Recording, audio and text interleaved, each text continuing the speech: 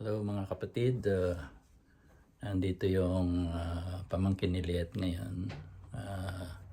So kakausapin natin tungkol sa visa application niya for student visa. Tara. Tamis mo yan dito. Mas matamis to. Kain tayo. Hi dyan, kain. Morning mga kapatid. Lunes, mag-aalas 10 na ng umaga ngayon dito sa Matamata, New Zealand. Iwan niyo nakabukas yung rep ko. Sino? Pakisara na lang. Ako yan. So, kumakain kami ng pedjowa. Daming pedjowa.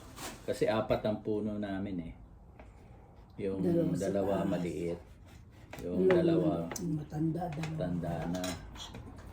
Marami pa rin pong Pero bunga. malaki. O, siguro mga 3 araw na lang, ubos na yung prutas ng pedjowa. Kasi malakas ang hangin at saka fall na ngayon. So, ang ginagawa ko is pag sobra dami, siyempre pinamimigay. Saka ini-scoop tapos nilalagay sa plastic bag.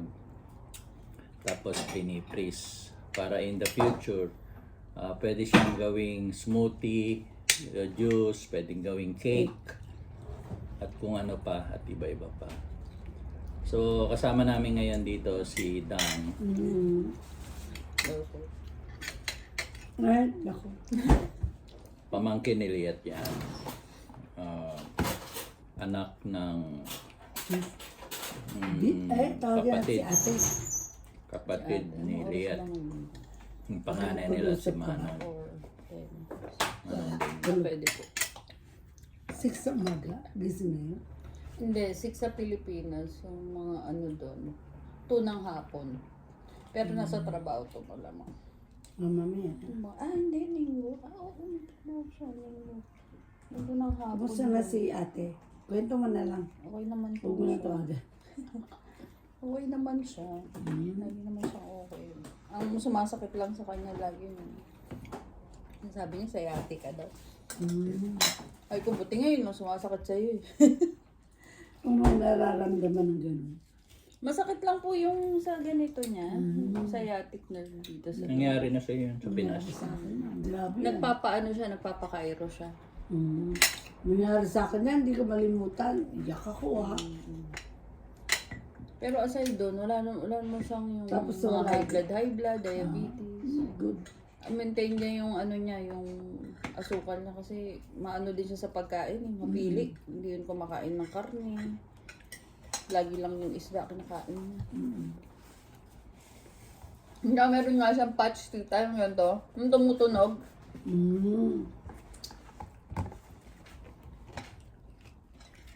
Tutunog yung kapag yung sugar niya medyo mas ano na, Taas. magtataa. Pero lagi maganda yung ano niya, yung test niya. Ako hindi rin ako marami. Pero kailangan kumain. Ang kasama niya na sa bahay si Hindi ako Janjay. nag-gatas. Ay, nag-sugar. Ay, ano yun? Ice cream. No. Minsan na lang.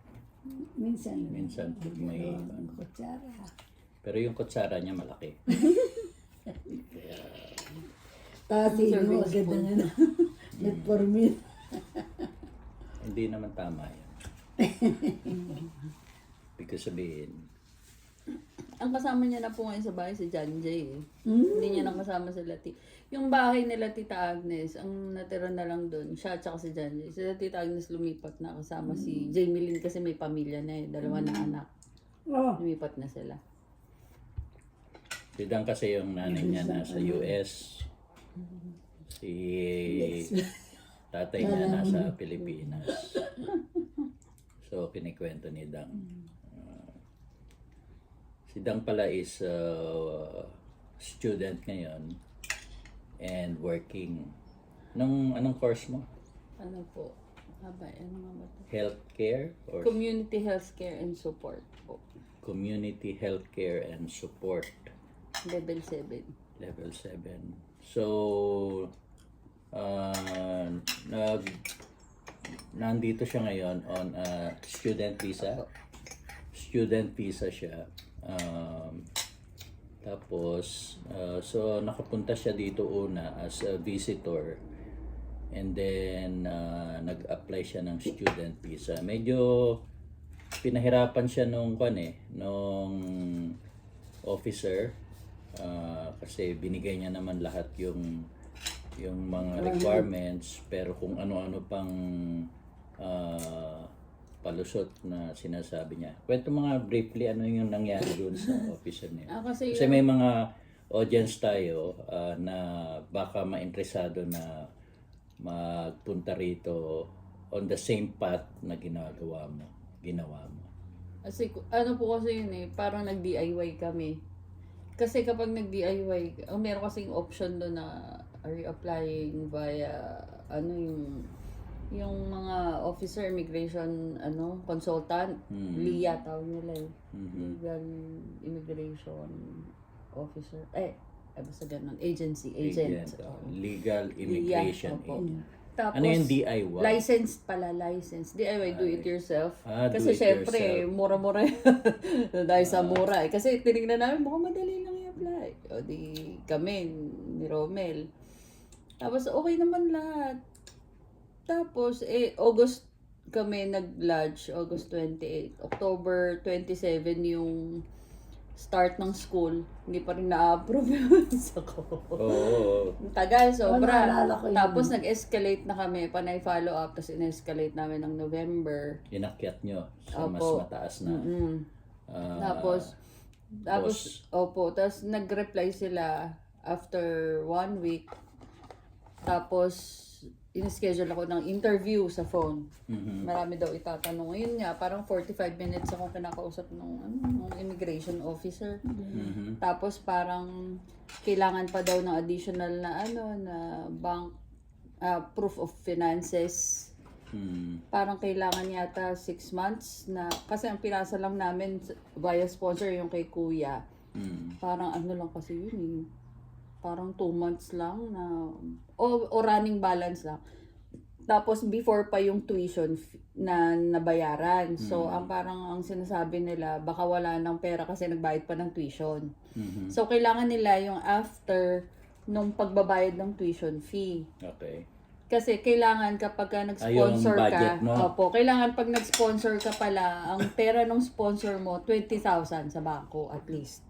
Talaga? After tuition fee. So, kailangan yun yung running balance. So, parang iniisip nila, kulang na kasi nagbayad ng tuition. Kasi ang tuition fee, 17,000. Tapos, meron pang insurance na 720. Tapos, immigration fee na 850. Tapos, yung health, yung medical, na parang inabot din kami ng mga 500, mga 400 something medical. Dollars, New Zealand Opo. dollars. Tapos yun, pre-provide namin yun. Tapos meron pa nga tapos nagsabi sila ng sulat na hindi daw pwedeng gamitin si kuya for reasons that they cannot disclose. Naku, Ganyan.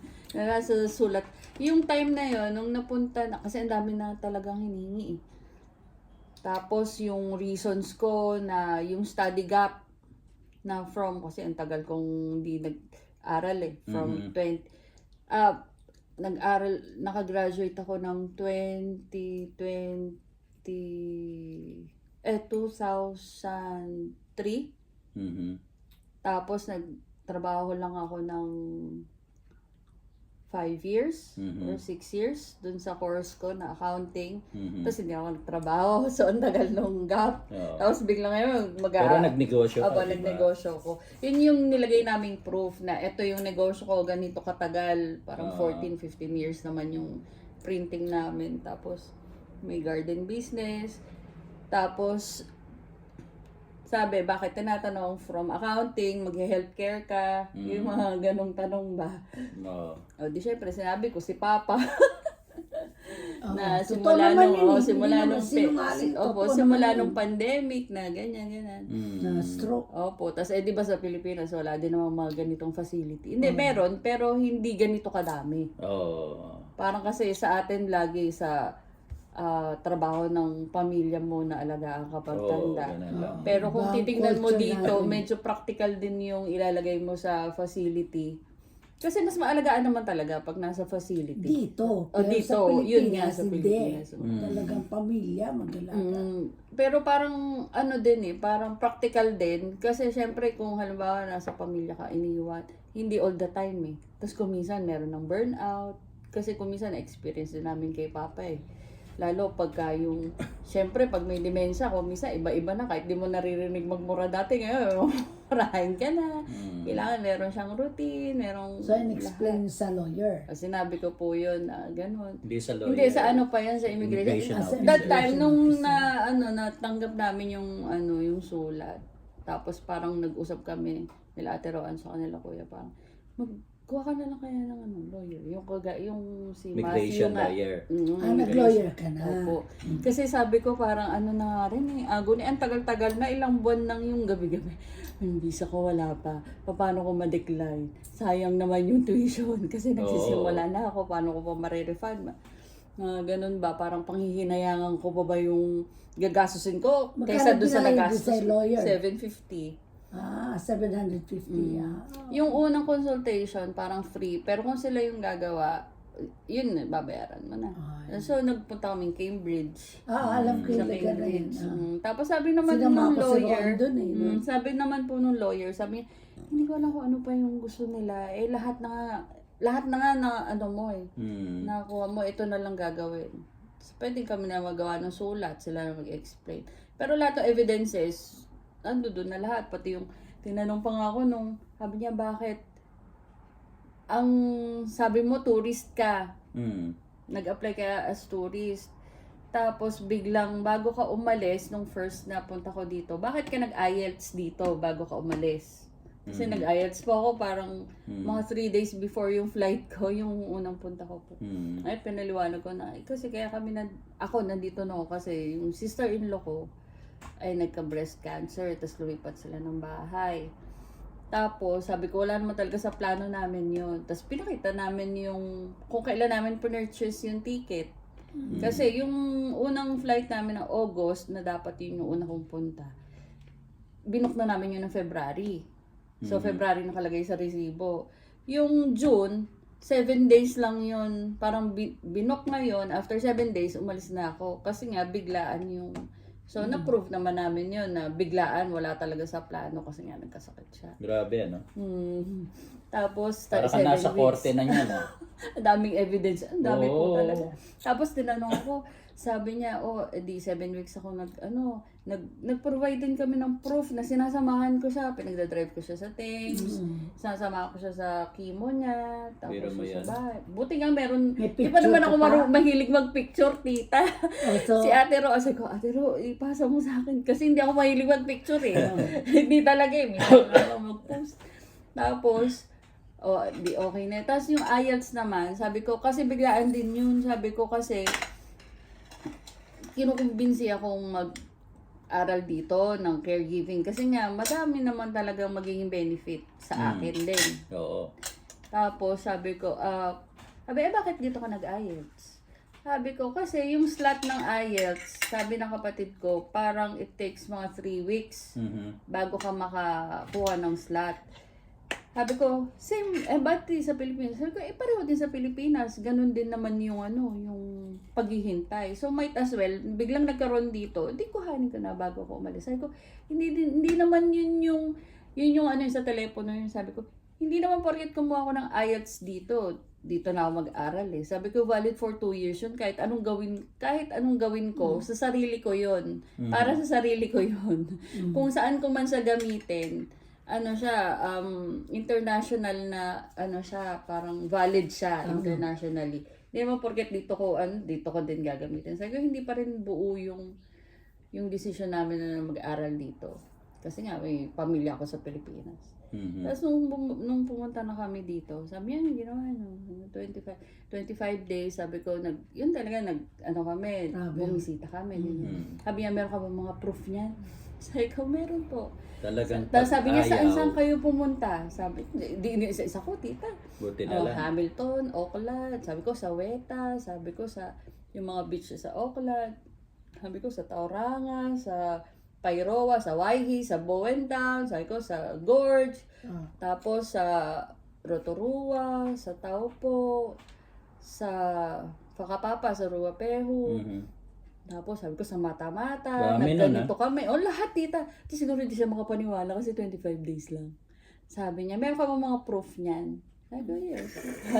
I have all the pictures. Do you want me to send it all? Sabi niya, yeah. Sabi niya, yes. Sabi ko, sige, send ko. Hindi, send ko lang. Kaya sabi nung abogado, lahat ba ito isi-send? Kasi daming picture. Sabi ko, actually, yun nga lang mga yung parang isa-isa per place lang na lahat kami. Sabi mo, lahat yan kasi tinatanong ko kung merong Sabi ko, kung gusto niya lahat, oo daw. Hindi, sinend namin lahat. Lahat Opo, lahat talaga. Lahat ng album. Kaya po, ang dami ang ginawa ni Romel po, ni-screenshot niya lang, parang gumawa siya ng file, parang sa isang document, ilang pictures yun. Parang ano na lang siya, icon na lang siya. Sabi ko, ang dami tuloy. Ang dami talaga naming ang dami naming attachment para lang maniwala siya. Totoo naman lahat yung sinasabi namin. Okay, tapos ano nangyari after that? Tapos after nun, parang wala pa, mga siguro 2 weeks pa after yung Tapos tinanong ko nga yun sabi nung sa immigration, dapat nga yun kasi nandoon na lahat ng evidences, yun na lang naman titignan niya, dapat mga 2-3 days nandiyan na yung resulta. 2 weeks pa ulit. O baka 2 weeks. mag-1 month pa ata yun bago namin na-receive ulit yung Kasi Pero gusto nila Indian. pero on a positive note naman, 25 days 25 hours na ako per week. Kasi starting November, lahat ng student from 20 hours, 25 hours na. Bite and learn. Yun nga. So, blessing in disguise. Kasi yung mga kaklase ko, nag-variation pa. Nagbayad pa sila ng 350 para maging 25 hours. So, parang dun sa parte ng immigration officer, kapag ayaw niya, lahat ng dahilan hahanapin Kung may niya. makuha ka siyang butas siguro, Pag may Ibabags- pag-ayaw, i-decline ka maraming nila. dahilan. Tapos pumayag din naman kasi yung ginawa namin, sabi nung abogado, kung hindi pumayag kay Carl, may backup tayo. Ginawa si Ate Roan. Okay. Parang fill out, lang naman yun, parang paper. Sabi, ayan, kung ito yung susunod namin. Kung ay mong tanggapin tong sponsor na to, meron pa kami isang sponsor. So, printed din lahat yung mga bank account niya. Tapos, pero yung kay Kuya, dinagdagan namin yung bank account niya, parang 2 bank account na. May isa pa siyang bank account nilagay. Tapos, yung running balance niya, nakatunayan na hindi naman nagalaw yon dati. Kahit na mabawasan nyo, kaya pa rin naman. Kasi hindi naman namin sa kanya lahat kinuha Parang 8,000 lang yung galing kay Kuya dun Nakaya pa rin, pwede pa rin siya mag-sponsor. So, 2 yung kung ayaw mo yan, sige, may backup pa kami isa. Hindi naman. Tapos lulusot may yan. joint din Ang sila. dami At saka, kapag-anak. tapos may joint account pa sila doon. Parang, sige, ayaw mo yan. Ito, meron namang Kaya yun po, wala nang ibang... Kasi yung iba daw ang ginagawa, parang yung balance ngayon, o 1 month, o 2 months, parang kung kani-kanino hihiram lalagay doon, tapos i-running balance, so pagka tatanggalin. Kaya kuminsan sila ngayon, ang hinihingi, yung mga klase ko, tinanong ko, 6 months na bank balance, na bank account, yung hinihingi para nakikita nila nandun talaga yung pera umaandar, nadadagdagan, nababawasan. 6 months. Sabi ko, ganun pala. Kasi sa amin parang 1 buwan lang yan. Tapos yung payslip lang ni Kuya. So, paano nangyari yung approval? Yung visa mo? Paano lumabas yan? Bigla na lang din. Na ako nun nalulungkot na po ako kasi gusto ko umuwi ng Pasko. Sabi ko, parang, kung yung prayers ko dati, mga 3 times a day lang, halos siguro sa isang araw, kada wala ako, Lord. Anong lahat na lang ng angulo. Lord. Tingin na naman po. Kinausap ko talaga. Ay, lalo, mag-isa lang ako sa bahay. Wala naman akong trabaho. Actually, iihaw ako noon sa garahe. Mumuni-muni. Tapos, kausap ko yung pamilya ko. Nandun pa sila nanay sa bahay noon. Kasi parang, ano bang meron sa bahay noon? Basta pumunta yung mga biyanan ko sa bahay. Iiyaw ako. Ay, hindi pala. Nasa telepono ata sila. Kausap. O, nasa bahay nga yata. Mhm. Tapos, may nag-email. Nag-email si Matthew kasi hindi ko naman usually binubuksan yung immigration kasi minsan gabi na. Pagkagabi na lang ako mag-check, nakita ko may email. Nakita ko si Matthew, approved na. Una, dapat i-joke ko pa yung asawa ko. Parang sabi ko, ha? Eh, naman yung out of excitement. Sabi, ano yun? Nimbiran ko, siguro na-approve na si Dang. Sabi ko, hindi kasi. Alam na agad. Parang 11 yun na-approve. Tapos Thursday yun, kinabukasan po, December 11. Opo, December At least 11. bago Opo. Pasko. Tapos, parang kinabukasan papasok ako sa Hamilton kasi report namin isa-isa. Parang term ender namin. Ay, hindi pa pala term ender. Pero yun na yung last na ano namin, yung isa-isa kayong magre-report ng topic nyo. So, hindi ako pwede umabsent. Tapos, pag uwi ko, sabi ko, hindi na ako makaka-uwi. Tumitingin ako, napakamahal na ng ticket. Sabi ko, parang imposible na. Mhm. Wala na akong makitang, mga 5 digits.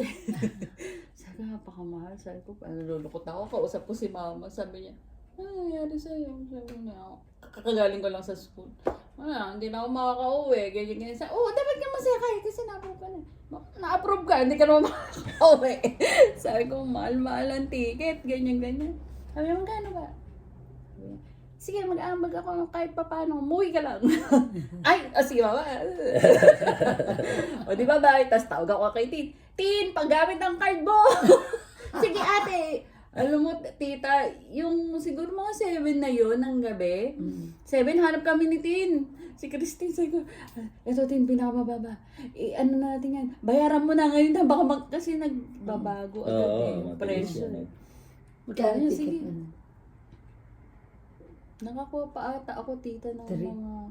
Hindi. Hindi, na umabot ng 100 to mga 3,000. 3,000. Pero si mama parang kunti lang naman yung inambag ni mama. Pero ang ginawa ko, ni 9 months ko na.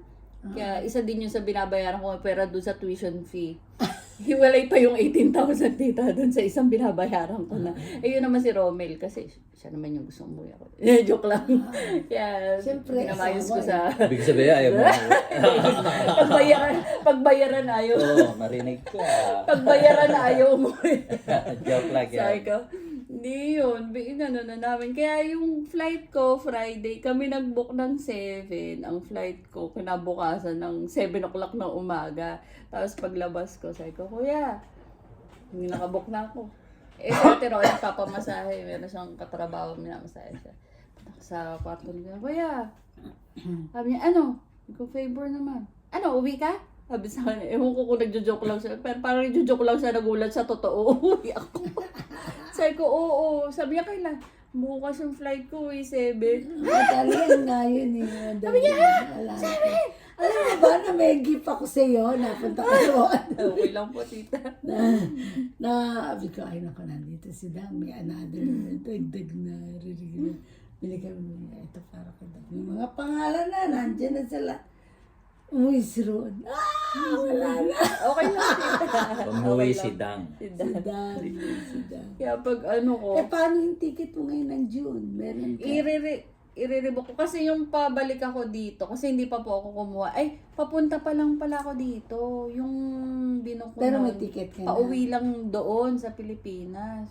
Ay, magkano ba yun? Ay, hindi tita, ano lang pala yung, hindi pala ako umabot. Ito pala yung 100 plus na inabot ko. Yung sa uwi ko nun, parang nasa 60. One way lang yun. Ano, Mahal. Papunta lang ng Pilipinas. Ano, 60,000? Pesos. 6,000.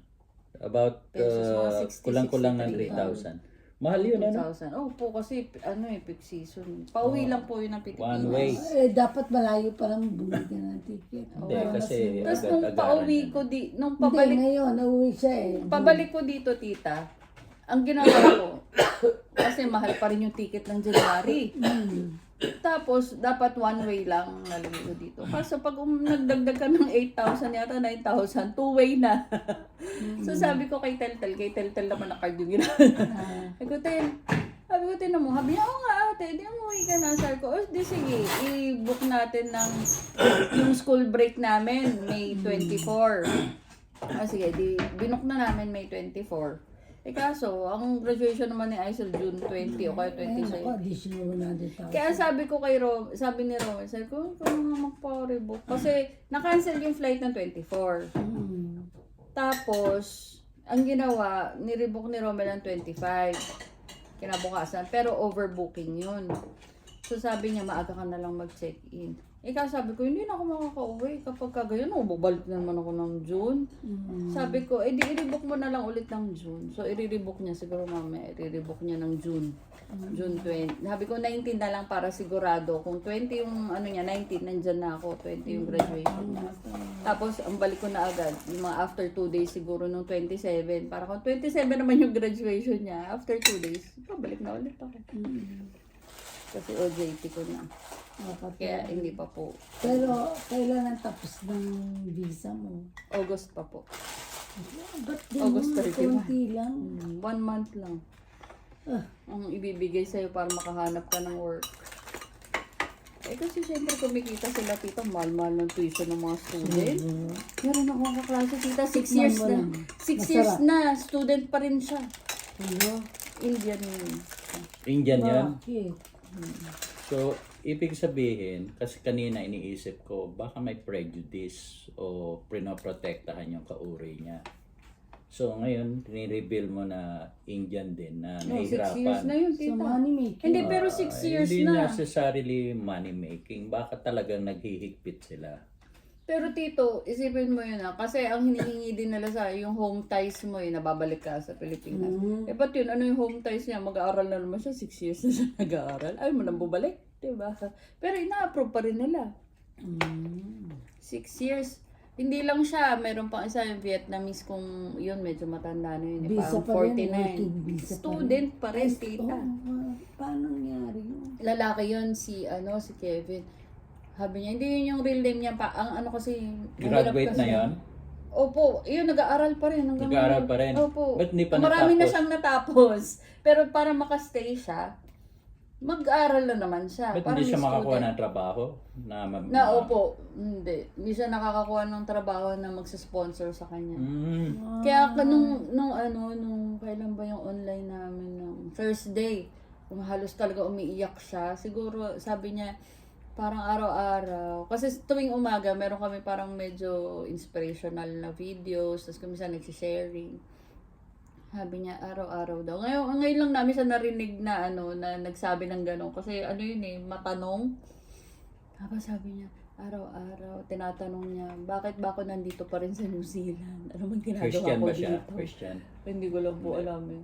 Ano bang ginagawa ko dito? Parang, dapat umuwi na lang ako. Kasi sa bansa ko, parang hindi ako ganito kalungkot, ganyan. Mga gandabi niya daw tanong na parang, lagi niya iniisip, gusto ko nang umuwi. Parang ano pang gagawin ko dito?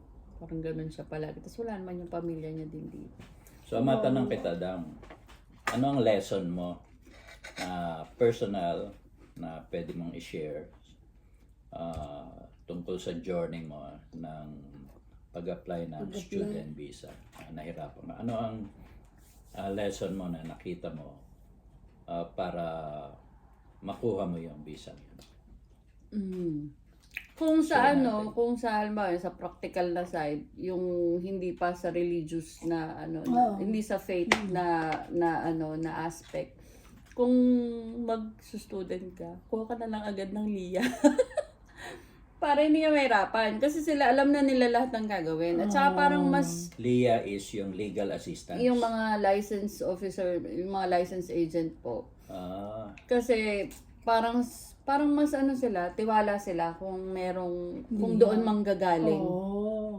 Kasi alam nila, yung mga klase ko nga, tita yung isa nga parang 1 week o 2 weeks lang, na-approve na agad yung ano niya. Oh, Yung iba, 1 week nga. lang from the Philippines, na-approve agad.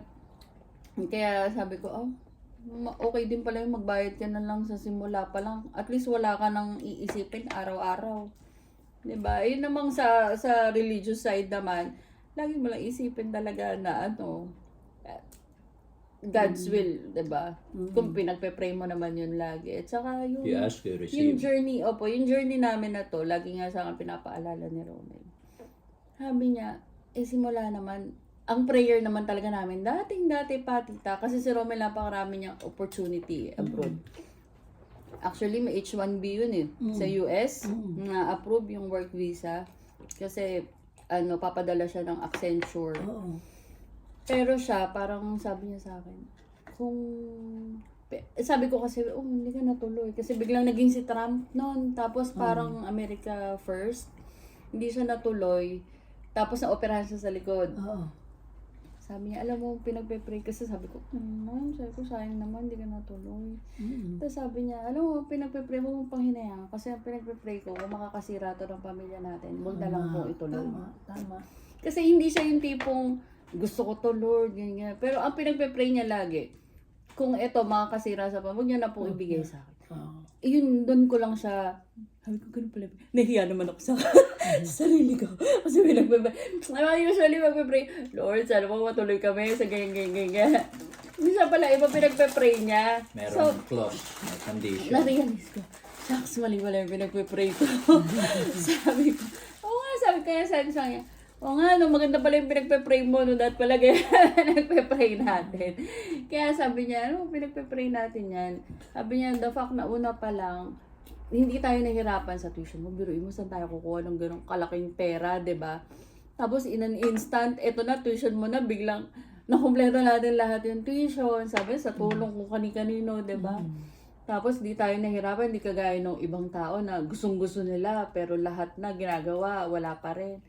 Tapos, nakapag-IELTS ka na, nakapamasyal pa tayo. Pero iba naman yung ginasto, kasi pinag-ipunan namin yung gastos dito, tapos nag-tuition, wala na kaming pera. Tapos magbabayad ka pa ng monthly. Tapos nag-aaral pa si Aisel. Sabi ko, sabi niya, tapos lahat naman perfect timing Sabi niya, maghihintay ka lang talaga kung kailan sasagutin. Kasi siya naman yung nakakaalam kung kailan. Totoo yun. Sabi niya, huwag ka lang talagang panghihinaan ng loob. At huwag mo tatanungin kung bakit. Huwag ka Kasi magtatanong the na, best Lord, yung bakit ba? ano Sabi niya, Decision ni Lord yan. sabi niya, huwag ka nang magre-reklamo. Lord, bakit wala pa ba? Huwag ka nang magtanong, maghihintay ka na lang. Kasi pinagpe-pray mo, dapat tiwala ka na sasagutin yung panalangin mo. Sabi niya, Kasi sasagot na yun, in God's time. Time Sabi niya, mo buti yan. nga tayo, ito lang yung yung hinihintay natin di ba? Tapos nakauwi ka pa ng December. Kasi kung minsan, yung nakatira sabi ko sa'yo, yung pagod na pagod ako noong nakaraan, tapos para akong umiiyak talaga ako, sabi ko, sabi ko, ito ba yung homesick? Kasi naiiyak ako, ganyan. Yun, siya naman, pagka ganun ako, siya yung malakas. Hindi siya umiiyak, pero kung minsan umiiyak siya. Pero pag umiiyak ako, hindi siya umiiyak. Siya yung nagsasabi na, kaya natin yan. Sabi niya, saglit na lang naman yan, ilang buwan na lang. Sabi niya, matatapos din yan. Tsaka, ang maganda dito, meron kang titang magmamahal. Ayun naman. Wow! Para namang...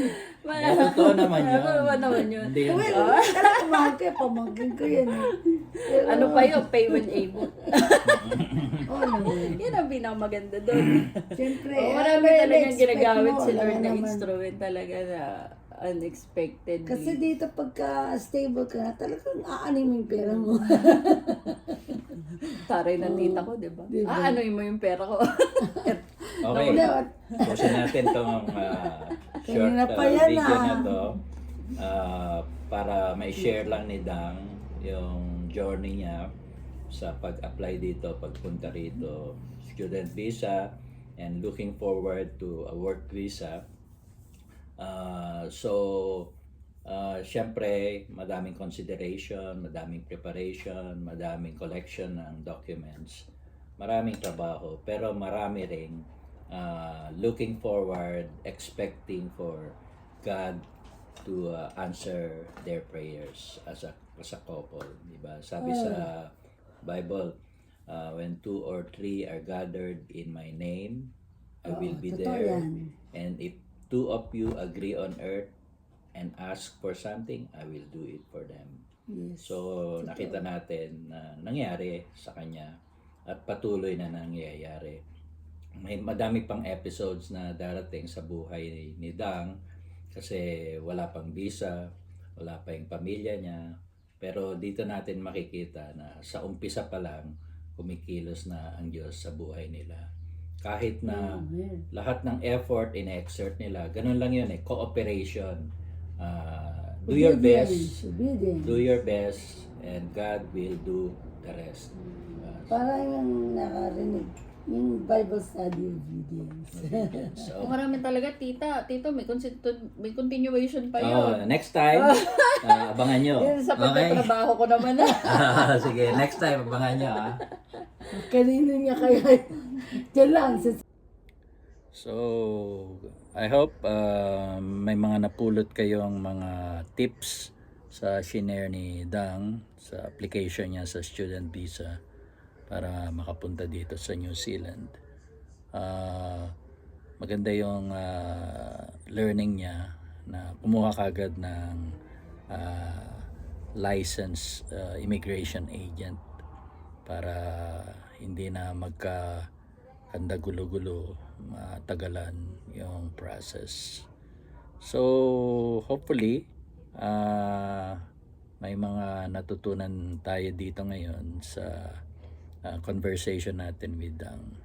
And I hope na makapag-subscribe kayo at ma-hit yung notification bell para sa mga susunod pa nating episodes na maaring maging kapakinabangan sa inyo saan man parte kayo ng mundo sa mga kababayan natin, mga kapatid. Yun lang, bye!